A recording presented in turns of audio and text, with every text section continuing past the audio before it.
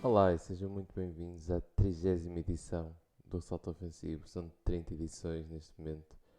O meu nome é Tomás Carneiro e vamos lá, vamos falar então do que aconteceu esta última semana na NBA, que obviamente o que aconteceu foi das semanas mais calmas em relação a notícias, mas o que aconteceu foi acabaram então as conferências, as finais de conferência e finalmente temos definido as finais da NBA. Uh, pronto, e vamos começar então pela série que terminou primeiro e que foi a série dos Phoenix Suns os, um, contra os Clippers, LA Clippers, que terminou numa vitória dos Phoenix Suns em 4-2. O que é que se pode dizer sobre isto? Tenho que dizer que é o resultado esperado, tendo em conta que Kawhi Leonard não jogou.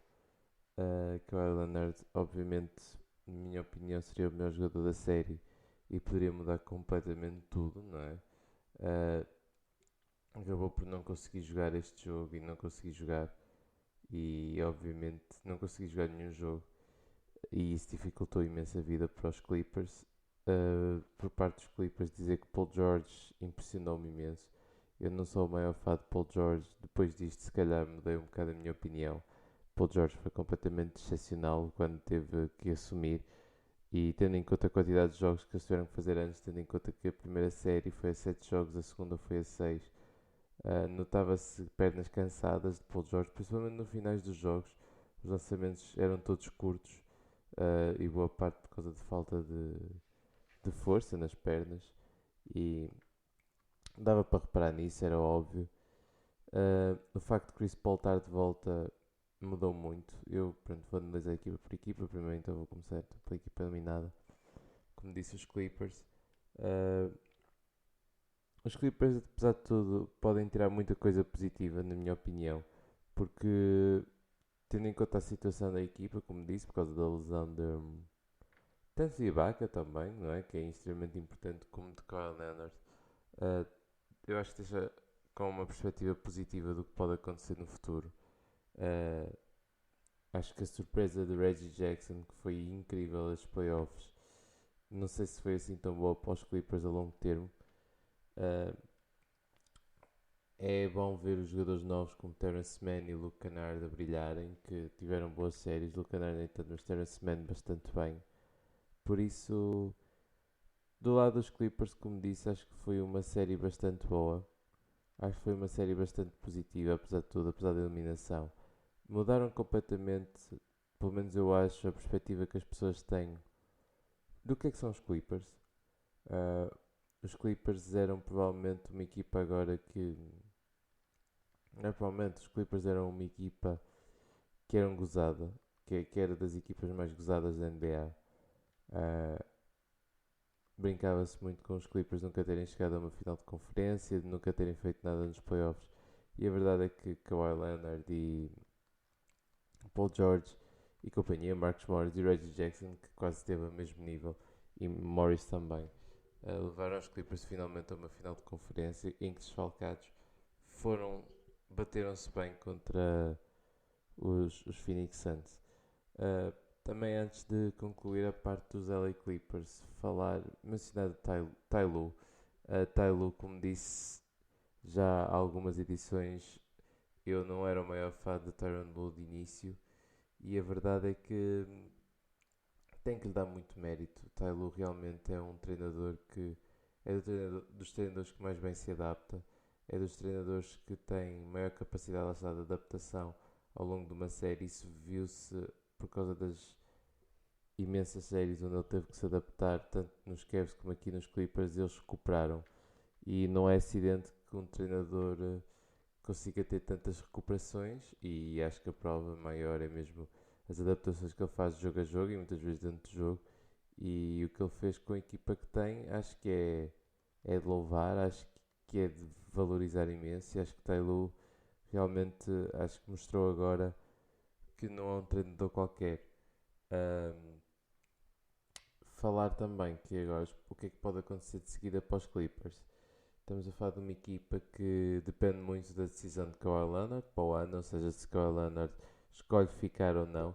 Eu acho que, apesar de gostava de ver o que é que Leonard pode fazer, eu penso que era interessante continuar este projeto mais um ano, até porque, mais uma vez, continuar a não ter muitos minutos juntos e Kawhi e Paul George jogaram bastante bem quando tiveram que jogar juntos. É mais uma questão de saúde, a meu ver, é mais uma questão de estar disponível, de não estar lesionado. Acho que existe essa capacidade por parte dos Clippers e de convencer o Kawhi Leonard. Espero que sim, eu acho que mais um ano deste projeto não era mal pensado, até porque a chegar aos finais de conferência, com o Kawhi a não jogar os jogos todos quase no final, acho que ele pode olhar para isto e ver que realmente tem pernas para andar pelo menos mais um ano com Paul George.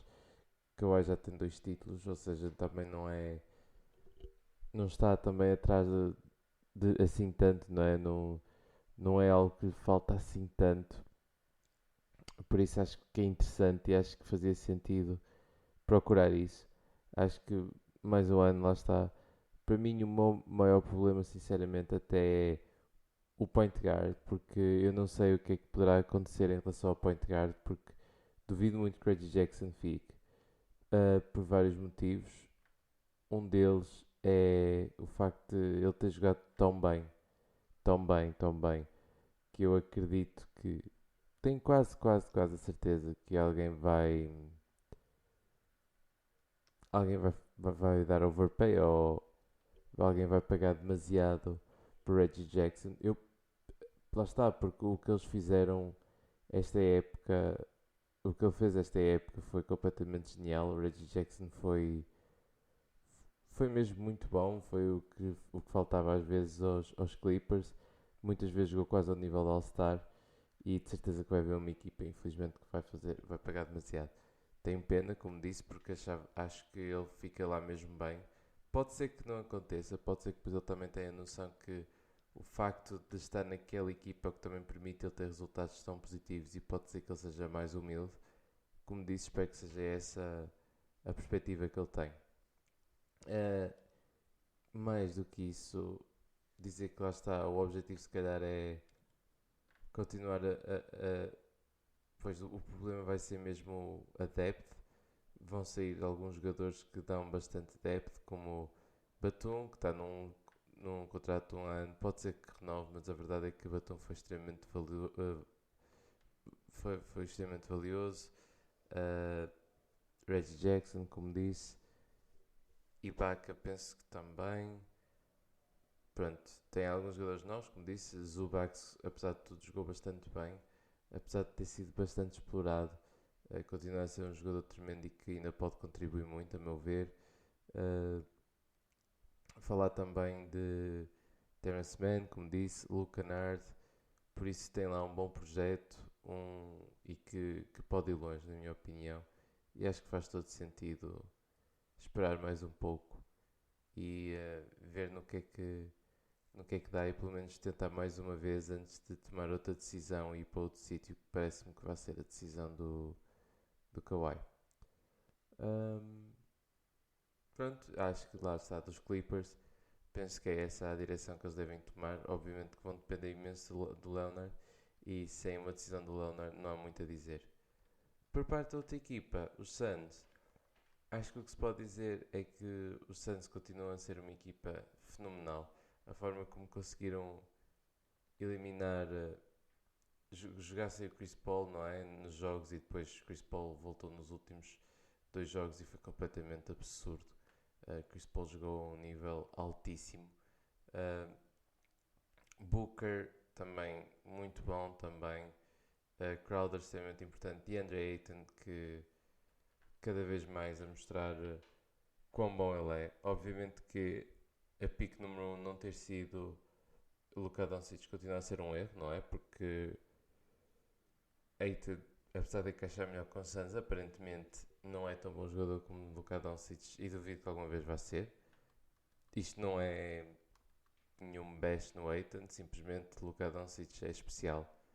Uh, Luka Doncic é um talento geracional que aparece de 20 em 20 anos quase. Continua a ser um erro. No entanto, o Ayton como disse, aplica-se muito bem nesta equipa, encaixa perfeitamente, cresceu como jogador imenso. Lá está o que ele consegue fazer como. Pronto, o que ele consegue fazer neste momento como. Dos dois lados do campo, a defender, em que. Pronto, até Paul George elogiou imenso DeAndre Ayton a dizer da dificuldade que causa. Obviamente, um bocado de. Não é malícia, mas existe um bocado de. Uma boca a Rudy Gobert, obviamente, quando diz que DeAndre Ayton foi o center que deu mais dificuldades. Uh, Obviamente, lá está que é muito uma boca para o, para o Rudy Gobert, que foi Defensive Player of the Year. A verdade é que lá está, foi incrível. DeAndre Ayton teve uma série incrível. Lá está o último jogo. DeAndre Ayton foram 16 pontos, 17 ressaltos, 2 blocos, por isso põe só em perspectiva. Um, e os Suns é impressionante o que eles estão a fazer com este core bastante novo ainda. O jogador mais velho são os jogadores, lá está, mais veteranos. São Jay Crowder, que não incomoda que seja mais velho. Obviamente que vai fazer falta caso saia, porque Jay Crowder foi incrível, não é? Uh, para além disso também é Chris Paul que vai ficar pelo menos mais um ano por causa do contrato. Por isso é um projeto que ainda tem bastantes pernas para andar e acho que está o core bastante novo Chris Paul não, de Devin Booker, DeAndre Ayton, Michael Bridges, Cameron Johnson, Cameron Payne, tem muito, muito a mostrar, muito mesmo ainda. E a perspectiva que eu tenho para esta equipa ainda é muito alta. Eu acho que eles conseguem ir mesmo muito longe e o que eles fizeram, mais uma vez, foi fenomenal. É mesmo fora de série. E pronto, veremos no que é que poderá dar ainda mais no futuro. Mas acho que o que eles deram até agora já é mesmo muito grande. Falar também finalmente de Chris Paul, que foi completamente genial no último jogo. 41 pontos, 8 assistências, 3 steals. Assumiu o jogo no final completamente e como eu já disse muitas vezes que achava que Chris Paul nunca tinha. Eu gravava um podcast antes que era o Buzzer Beater e já lá tinha dito que achava que Chris Paul não era choker, que é muitas vezes a fama que Chris Paul tinha. Não, mas pelo contrário, eu acho que Chris Paul sempre foi um jogador de nível tremendo e que simplesmente teve bastante azar. Teve alguns momentos sim, mas penso que a maioria dos momentos é que era necessário mostrar. Ele mostrou e mais uma vez acho que mostrou aqui e foi o jogador que dinamizou os Phoenix Suns no final. Foi o jogador que assumiu no final. Foi o jogador que no último jogo foi ele que mandou e estou muito feliz por Chris Paul porque é um dos jogadores que mais gosto de ver jogar por causa da genialidade em campo de Chris Paul. É dos jogadores que gosto mais de ver jogar por causa de quão smooth ele consegue fazer as coisas parecer e quão inteligente é. Um dos melhores point guards de sempre, um dos melhores jogadores de sempre, na minha opinião, já com um título vai cimentar uma carreira incrível até agora e de certeza que o vai fazer. E muito entusiasmado para ver o que é que estes Suns fazem, porque existe bastante capacidade para estes Suns de irem muito, muito, muito longe mesmo, de acabarem então com um título, não me admirava. E bem, acho que em relação a esta série é mais ou menos isto que eu tenho a dizer.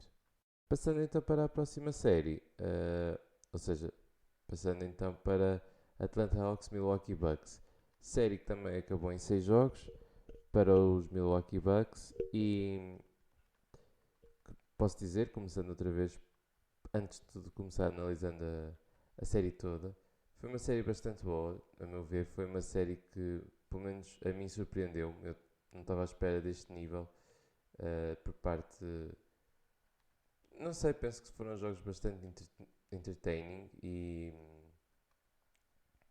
e estou bastante entusiasmado. Uh, Pronto, passando já para as equipas, que eu penso que é isso que é mais importante e penso que é isso que lá está, é mais interessante. Uh, Podemos passar já para as equipas, incluindo, obviamente, para a equipa toda eliminada e a equipa surpresa, não é? Acho que a equipa surpresa para muita gente e a equipa surpresa dos playoffs é porque são os Atlanta Hawks. Os Atlanta Hawks que ainda ganharam um jogo sem Trae Young que teve lesionado. Uh, Pá, sobre os Atlanta Hawks, o que é que se pode dizer? Penso que o facto de terem ido tão longe é fenomenal. Havia quem nem os punha nos playoffs no início da época. Eu, sem dúvida, não achava que eles iam tão longe. Nunca achei mesmo. Por isso, não é que seja culpado disso, mas não acreditei mesmo que eles fossem tão longe. Felizmente foram. Felizmente foram, porque lá está, não tenho nada a dizer, a não ser que têm todo o mérito no que fizeram e que mereceram ter chegado tão longe. Ah, o que conseguiram fazer com um core tão novo é super entusiasmante, de certeza, para os fãs dos Hawks.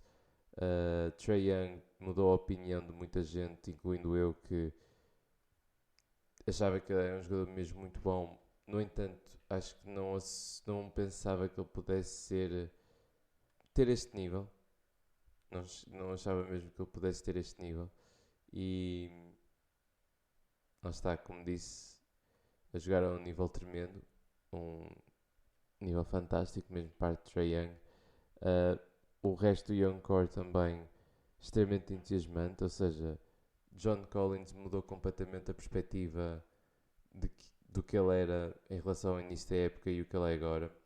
John Collins não foi renovado sequer pelos Hawks e nestes playoffs mudou completamente a imagem que toda a gente tem dele porque ele veio nos playoffs para fazer o dirty work, que muitas vezes é o que é preciso, mas que não é valorizado. E ele fez-lo.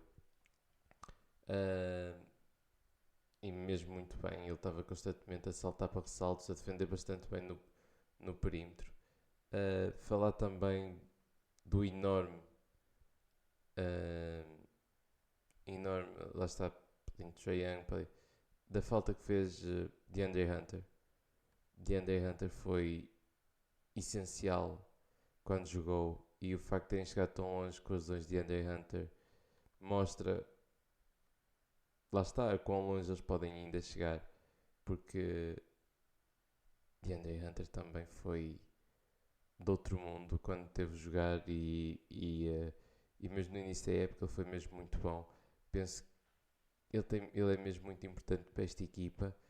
A forma como ele consegue defender o melhor jogador do outro lado do campo e fez imensa falta porque eu acho que se ele estivesse nesta série ia conseguir, os Hawks iam conseguir se calhar causar mais estragos ou pelo menos dificultar ainda mais a vida dos Milwaukee Bucks. Certeza que a vida de Giannis Antetokounmpo poderia ser ainda mais dificultada e já foi bastante dificultada.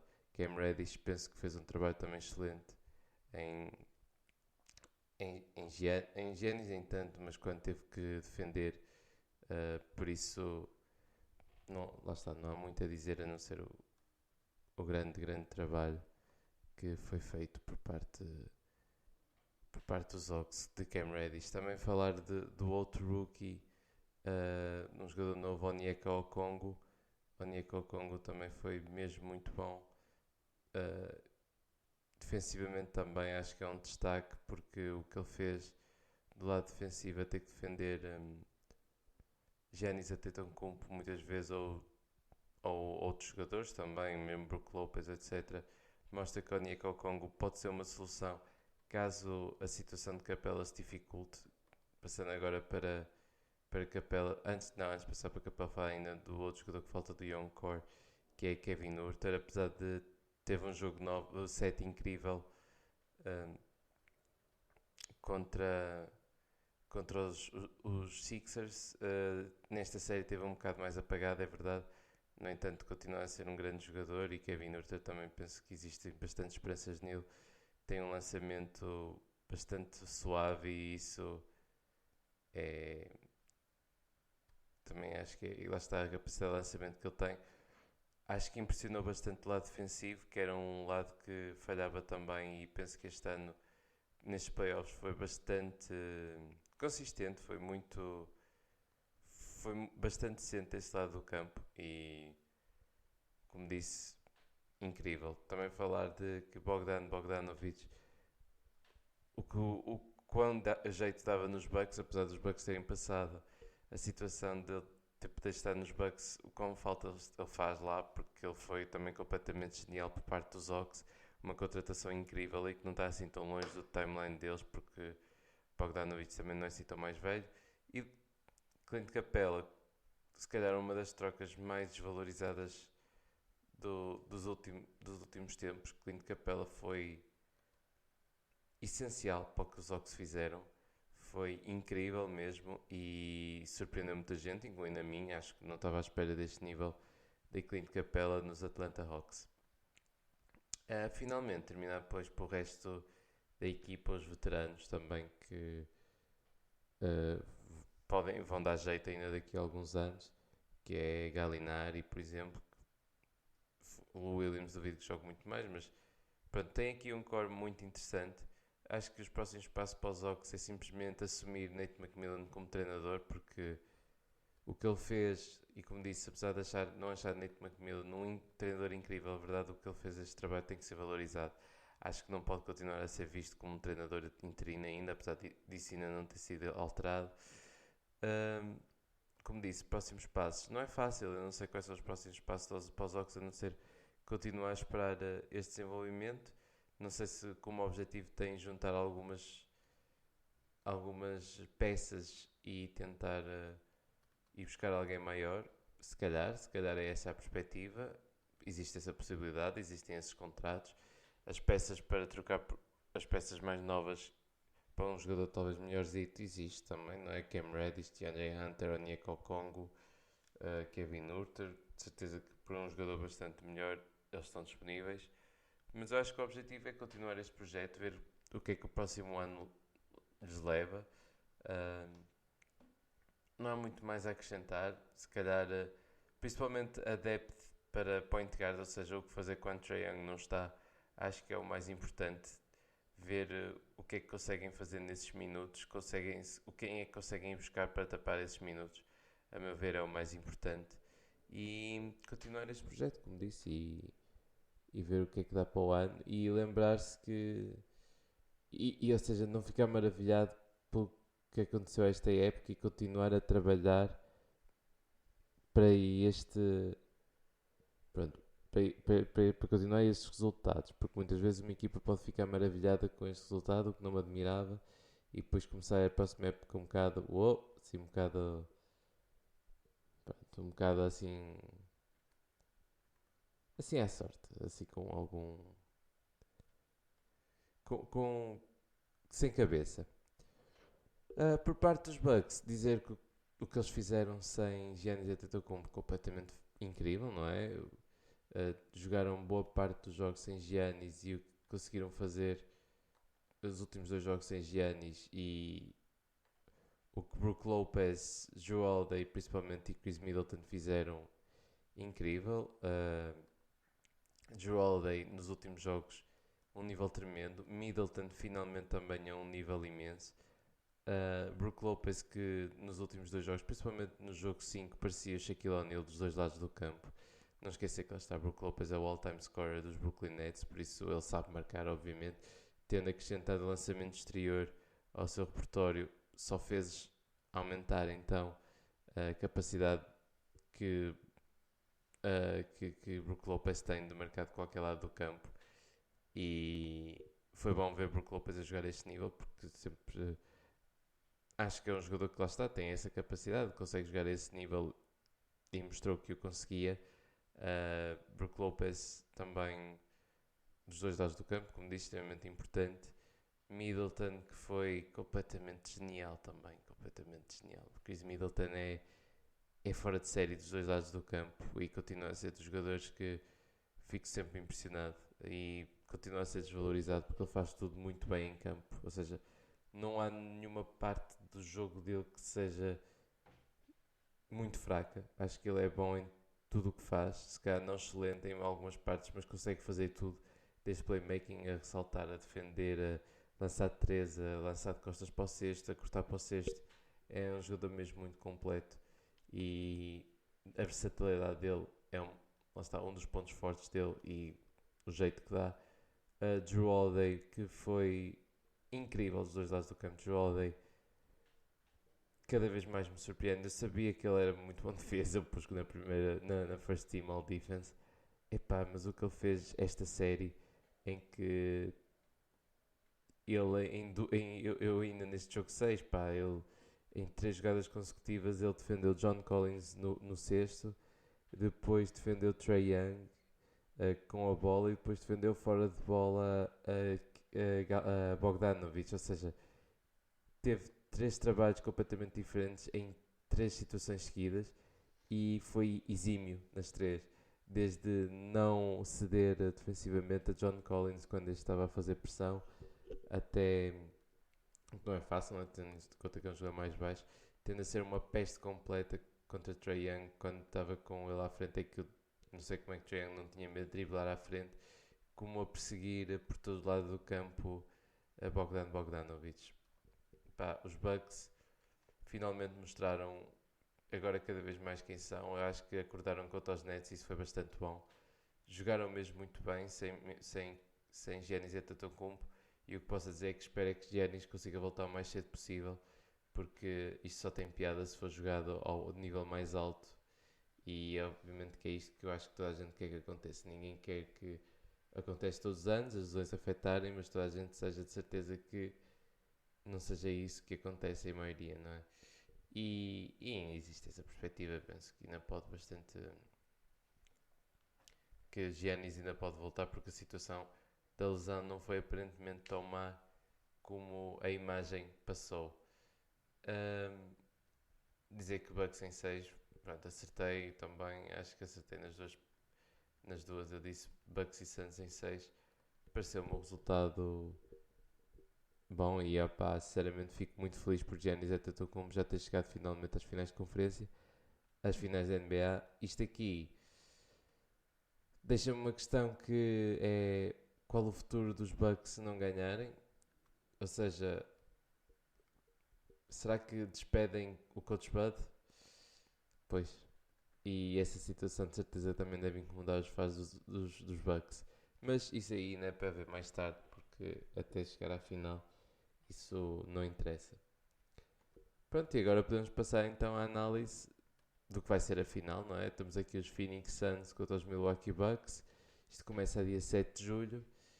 E o que é que se pode dizer?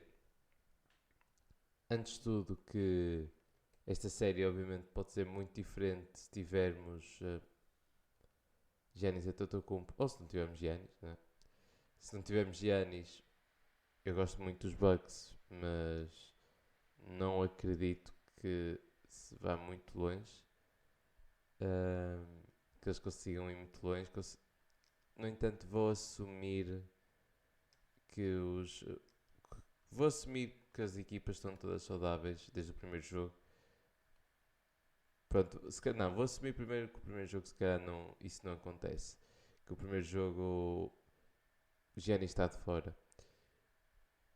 A minha perspectiva é que, antes de tudo, eu estou extremamente entusiasmado para ver como é que vão defender Giannis Antetokounmpo quando ele estiver em campo. Se vai ser DeAndre Ayton que vai defender Giannis Antetokounmpo, sem dúvida que tem corpo para isso. Tem bastante corpo para isso e tem velocidade para o acompanhar. Se vai ser Jay Crowder, como foi com os Miami Heat, que também causou bastantes problemas a Giannis Antetokounmpo e de certeza que Giannis não se esquecerá disso e daí ser um matchup bastante interessante defensivamente. Uh, Quem ficará com o Brook Lopez obviamente que será o jogador que restar, não é? Dos dois mais altos. Também muito interessado em ver em quem é que isto aqui do matchup lá está defensivo por parte dos, dos, dos Suns. Muito interessado em ver como é que vai ser. Pronto, Drew Holiday provavelmente vai ser defendido por, Chris Paul por causa da altura. Booker acredito que, vai defender Giannis Antetokounmpo. Muito interessado em ver em quem é que isto aqui do matchup lá está defensivo por parte dos dos Suns. Muito interessado em ver como é que vai ser. Pronto, Drew Holiday provavelmente vai ser defendido por, Chris Paul por causa da altura. Booker acredito que que defenderá principalmente talvez PJ Tucker, eu acho, ou Pat Connaughton, se for a situação deste jogar a titular.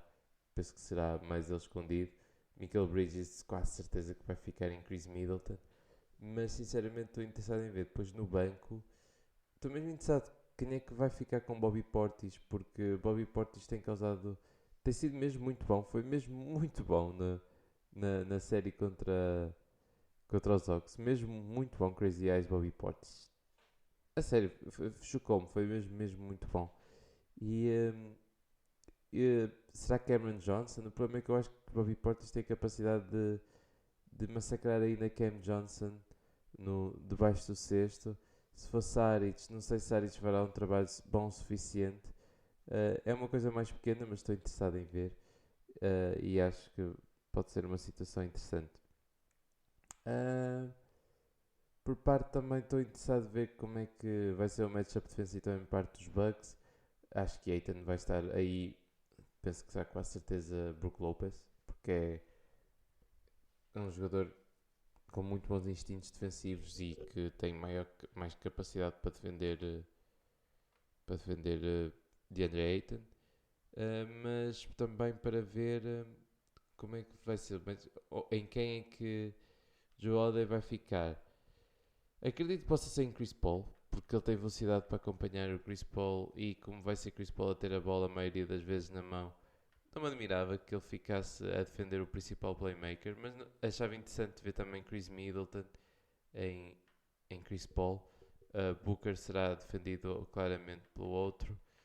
Michael Bridges, de certeza que ficará em. Sim, quase certeza que ficará com PJ Tucker ou Pat Connaughton, dependendo de quem joga quando Giannis estiver a jogar. Giannis deve ficar em Jay Crowder. Uh, vai ser um matchup sem dúvida interessante. Ver como é que também o banco dos Suns tem sido tão bom vai mostrar-se contra os Bucks. Será que Cam Johnson também, Cameron Payne, os dois Camerons vão continuar a jogar ao nível que jogaram, que foi fantástico até agora? Vai ser muito interessante ver isso. Como disse, estou muito entusiasmado para estas finais porque acho que têm capacidade de ser umas finais. Podem ser muito interessantes as equipas que estão, ou seja, Suns e Bucks são uma finais um bocado para além de inesperadas. Acho que o resultado também não é certo. Estou à espera de ver o que é que Chris Paul e Devin Booker. Estou muito entusiasmado com o que Devin Booker consegue fazer, apesar de Devin Booker ter estado um bocado mais em baixo nestes últimos jogos. É claramente o tipo de jogador que cresce muito em situações de perigo em que tem que precisar jogar, e eu gostava de ver mesmo até que ponto ele consegue fazer isso, até porque eu acho que se ele começar a ficar quente não me anima a ver o Holiday saltar para ele, e aí então é que seria interessantíssimo de ver. Não que Chris Middleton não tenha capacidade, mas simplesmente o Holiday é um defesa de perímetro e um defesa one-on-one ainda superior a Chris Middleton, e Chris Middleton bastante bom. A abordagem que Giannis vai ter, se o facto de Ayton ser alguém mais imponente à beira do cesto, se mesmo assim vai continuar a atacar o cesto, espero que sim, porque este é o jogo de Giannis, não pode ser lançar de longe, que isso aí não assusta ninguém, bem pelo contrário, o Santos, certeza, mesmo que ele tiver um jogo bastante bom, estou mais que satisfeito em dar esse lançamento exterior a Giannis, e ele não pode ceder nem pode correr outra vez o risco de não está de cair desse erro de voltar a simplesmente querer lançar de 3 e lançar de longe só porque as coisas ainda estão minimamente longe. Uh, por isso, como disse, estou bastante interessado para ver como é que é ver as adaptações de Monty Williams, que também é dos treinadores que não é mais surpreendeu, porque já sabia que era bom, mas que mostrou que até é bastante bom. Apostas para aqui, vou-vos ser sincero, de coração, se fosse apostar de coração, gostava de ganhar os Santos por causa de Chris Paul. Acho que Chris Paul merece este título, acho que Chris Paul merece ter um título no Palmarés e lá está. Acho que não há muito mais a dizer do que isso mesmo. Simplesmente acho que Chris Paul merece, trabalhou para isso e acho que é é um jogador que se chegar ao final da carreira sem um título é um bocado injusto, de certa forma, tendo em conta a genialidade de Chris Paul. Gostava de ver, obviamente, também Devin Booker, se já tivesse um título depois de tantos anos do início da carreira, a acusar que ele não era jogador nenhum e que era um jogador de empty calories. Acho que essa narrativa acabou completamente, não é? Principalmente com esta série não, com este ano. Uh, lá está, o meu coração dá para os Phoenix Suns. Eu até acredito mesmo muito que os Suns ganhem, porque os Suns jogam, como disse até em várias edições, têm um basquetebol tão e tão responsável. É incrível a forma como jogam.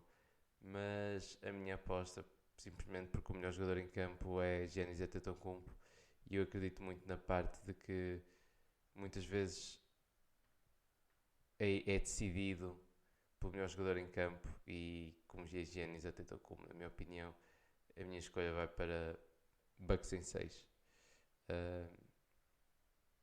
Pronto. Veremos o que acontece. Esperemos só que sejam umas finais incríveis, e vou ficar sinceramente feliz com qualquer uma das vitórias, porque ao ver Giannis com um título como merece, e Drew Holiday também, e Brook Lopez, Middleton, esses 4 sem dúvida que merecem, e até mesmo PJ Tucker.